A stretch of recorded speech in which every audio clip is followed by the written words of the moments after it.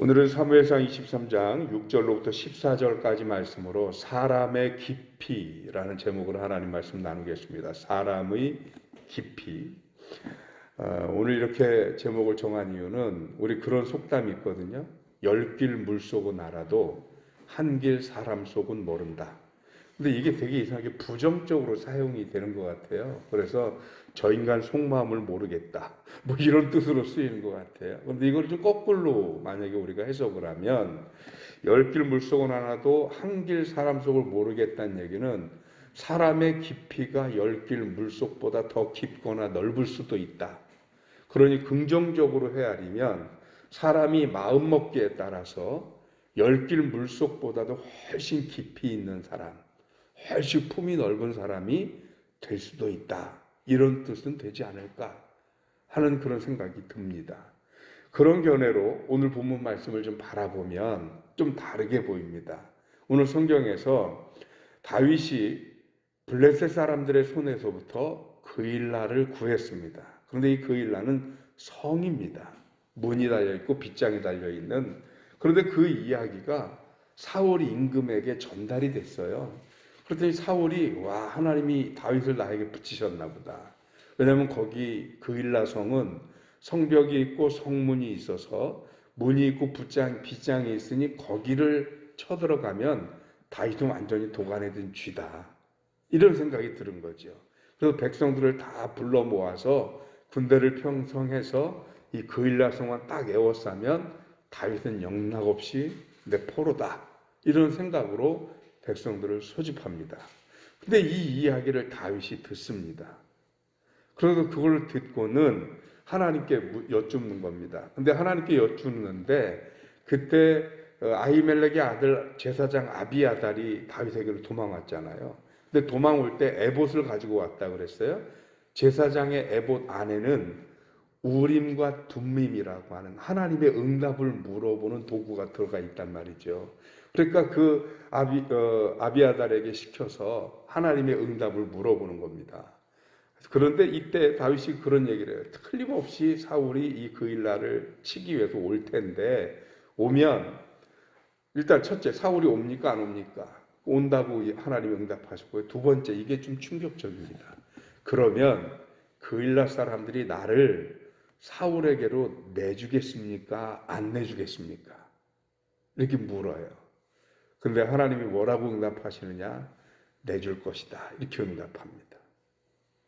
세상에 우리가 얼핏 생각하면 이런 배은망덕한 일이 어디 있어요?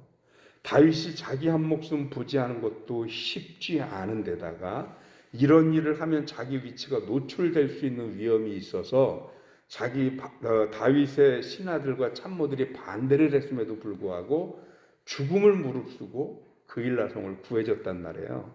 그런데 이 그일라 성 사람들은 그런 나를 사울한테 내준다고? 사울간 옛날 속담 틀린 거 하나도 없어요. 머리 검은 짐승은 뭐 거두지 말랬다고. 이 사람들도 똑같구나. 이렇게 다윗이 화를 낼 수도 있고요. 서운해할 수도 있어요. 심지어는 이런 사람들을 내가 그냥 요절을 내겠다고 다윗이 해꾸지를 할 수도 있습니다. 그런데 오늘 성경에 보니까 다윗은 그런 모습을 전혀 보이지 않습니다. 그저 조용히 그일라 성을 떠나서 자기가 갈 곳으로 갑니다. 이유가 뭘까? 이유는 다윗이 이렇게 표현을 합니다. 10절에 보면 우리 10절 같이 보겠습니다. 10절 다윗이 이르되 이스라엘 하나님 여호와여 사울이 나 때문에 이 성읍을 멸하려고 그일라로 내려오기를 꾀한다 함을 주의 종이 분명히 들었나이다. 다윗의 머릿속에 하나 들어있는 게 뭐냐? 사울이 나도 죽이겠지만 나 때문에 이 성읍을 멸한다 라는 의식이 있어요. 다윗은 이미 놉 땅에서 경험을 했어요. 놉 땅에서 아히멜렉 제사장이 자기를 도와서 그래서 제사장의 떡을 진설했다가 물린 떡을 주고 골리앗의 칼을 자기에게 주었다는 이유로 그 성에 있는 제사장의 가족들이 몰살당합니다. 다윗은 이걸 알아요. 그렇기 때문에 자기를 숨겨주었다가는 이 그일라성 사람들이 놉 땅의 제사장들과 똑같은 신세가 될 거예요. 그러니 다윗을 내주지 않으면 사울은 그일라성을 내버려둘 사람이 아닙니다. 그 성을 아마 몰살시키려고 들을 겁니다. 뿐만 아니라 그것 때문에 그일라성 사람들이 설령 다윗을 사울에게 내줄 때에는 기분 좋아서 내주진 않을 거예요. 우리를 구원한 사람인데, 블레셋으로부터 우리를 건져준 사람인데, 내가 살겠다고, 우리 성읍이 살겠다고 이 다윗을 또다시 사울에게 내줘야 되잖아요. 그런 마음이 그일라성 사람들이 편하겠어요? 살기 위해서 어쩔 수 없이 다윗을 내놓긴 하지만 갈등하고 고민하고 아파하고 안타까워하고 미안해하고 이 마음 씻을 수 없을 거라고요. 다윗이 그걸 알아요. 그래서 어저께도 우리가 그런 말씀을 나눴지만 다윗은 이스라엘의 임금이 될 사람입니다. 그런 자기가 백성들의 아픔과 짐을 덜어주지는 못할지언정 그들에게 고민하고 갈등하고 시달리는 짐을 주다가 끝내는 자기들에게 왕이 될지도 모르는 사람을 적에게 내어주고 그것 때문에 서로 관계가 틀어지고 비틀리고 이런 게 다윗은 싫죠. 그런 부담을 이 백성에게 주고 싶지 않은 거죠. 그래서 다윗이 결론을 내렸습니다. 그래, 내가 먼저 나 하나만 떠나면 그러면 이 그일라 성은 아무 문제 없겠구나 하고 600여 명가량 된 자기 신하들과 더불어서 그일라 성을 떠나서 자기가 가야 할 길을 갑니다. 뒤에 13, 14절에 보니까 뭐 폭 좋은 데로 간 것도 아니에요. 광야 길로 가서 무슨 십광야로 어디로 돌아다니면서 온갖 고난을 겪어야 되는 겁니다, 이제. 그런데도 그 길을 선택해서 갑니다. 왜? 그일라 성에 부담을 주지 않기 위해서. 그들에게 내가 배신을 당할까 봐서 가는 그것보다도 어쩌면 더 큰 마음. 나 때문에 이 성읍이 부담 느끼고 어쩌면 자칫 잘못하다가는 나 때문에 이 성읍이 다 몰살당할 수도 있을 것 같아서. 그래서 다윗이 떠났더니 12절에 13절인가요? 뭐라고 돼 있어요? 13절 사울이 가기를 그치니라. 그일라성에 가는 것을 포기했습니다. 이미 가봤자 다윗은 떠났으니까요. 버스 지난 다음에 손 들어봤자 아무 소용이 없는 거죠. 그러니까 포기했다라는 것입니다. 다윗이라고 하는 사람에 대해서 알면 알수록 성경을 제가 묵상하면서 그 사람의 마음을 제가 들어갔다 온 건 아니지만 이 성경 구절구절에 나타나는 흔적들을 통해서 다윗이라고 하는 사람이 이해될수록 하나님이 다윗을 왜 하나님의 마음에 합한 자라고 하셨는지 조금씩 이해가 되는 거예요.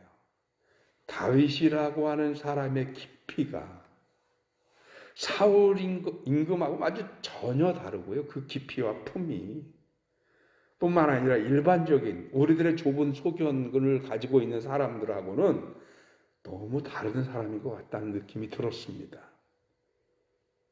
자기가 고생할지언정, 자기가 광야로 떠돌면서 힘들지언정 장차 자신의 백성이 될 그일라성 사람들에게 고통 주지 않고 상처 주지 않고 곤란함을 주지 않기 위해서 기꺼이 방랑의 길을 떠나는 다윗입니다. 그럼 여기서 우리가 한 가지 궁금한 게 생깁니다. 그게 뭐냐 하면 도대체 다윗은 어떻게 이렇게 깊은 사람이 될 수 있을까? 속 깊은 사람. 태어날 때부터 그렇게 태어났나? 그럼 나 같은 인간은 아예 안 되는 건가? 이런 생각이 들 수도 있잖아요. 그런데 그런 것 같진 않아요. 그럼 뭐가 달랐느냐?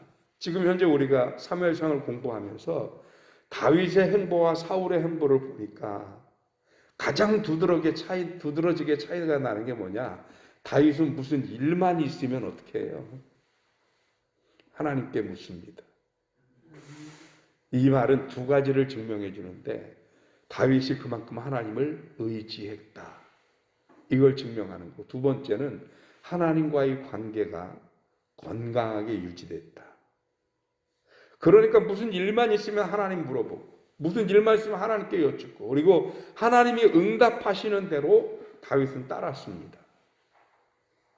하나님과의 교제, 하나님과의 관계가 건강했습니다. 사람의 깊이란 인간 스스로 노력하고 갈고 닦아서 깊어질 수 있는 데는 한계가 있어요. 사람이요, 대단할 것 같죠? 크게 다르지 않아요. 다 거기서 거기에요.